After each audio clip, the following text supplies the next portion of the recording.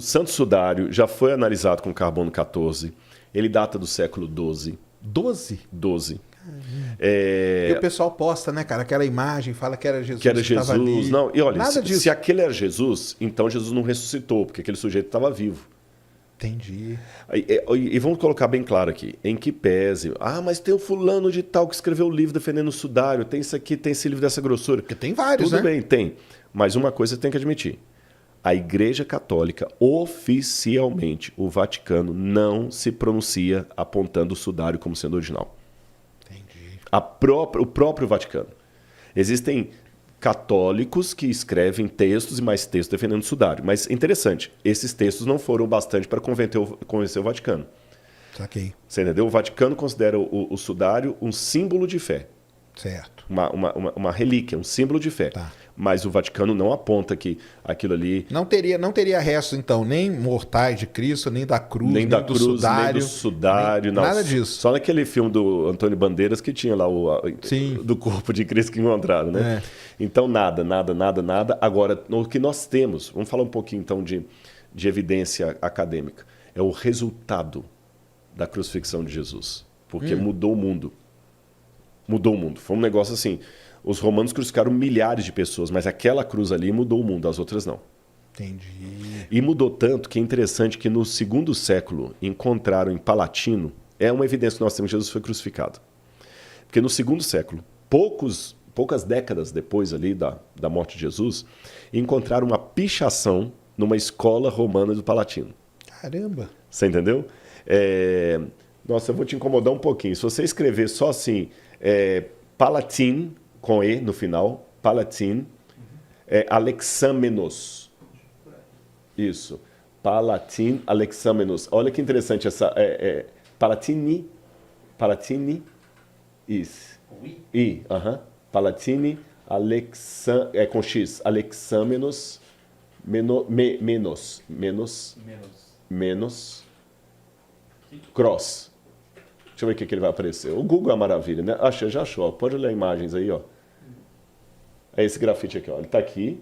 Olha o grafite original. Vou mostrar o grafite original primeiro. Tá com baixa resolução esse, hein? Esse aí tá ótimo. Esse aí mesmo, do Red. Esse aí tem uma interpretação, que tem o desenho do lado, vai ajudar, ó. Isso, olha que maravilha, ó. Tá vendo? Olha. Aqui está o original, aqui está o desenho. Encontraram, isso está escrito em grego, e é uma pichação feita, um grafite feito de criança, ou seja, não é só de hoje que o pessoal brinca pichando porta de banheiro. E eles desenharam um burro numa cruz, direitinho. e um menino com a mão assim em posição de adoração, com o pezinho do lado, ó. Com o pezinho do lado, isso cara. É interessante. Olha que interessante. O pezinho do lado.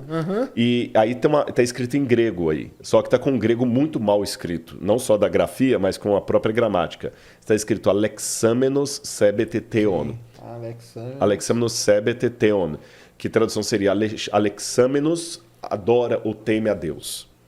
E Tertuliano conta que havia na época uma piada, um nickname, vamos falar um apelido, alguma coisa assim, uma bullying, de chamar Jesus de o burro crucificado.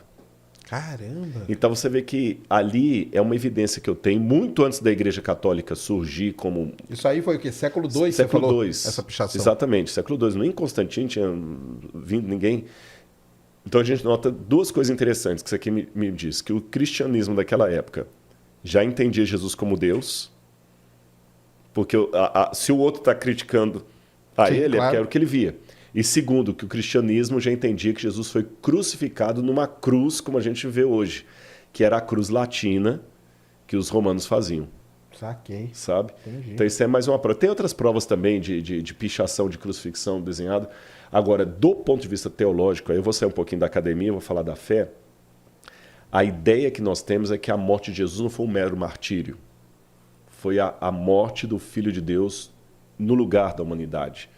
Que olhando assim, grosso modo, parece assim, mas que Deus mais sádico é esse, que mata o filho dele por causa dos outros? Mas a história do que a gente chama em alemão de Heilsgeschichte, a história da redenção, ela é muito complexa do ponto de vista filosófico. A humanidade quebrou o pacto. Você entendeu? Então alguma coisa deveria ser feita. Então tem toda uma construção teológica que vem desde o Antigo Testamento, com o cordeirinho que era morto e tudo mais. Ou seja, a teologia é uma área muito complexa nesse sentido. Complexa no sentido, assim, é rebuscada, é um saber de erudição. Esse é o ponto.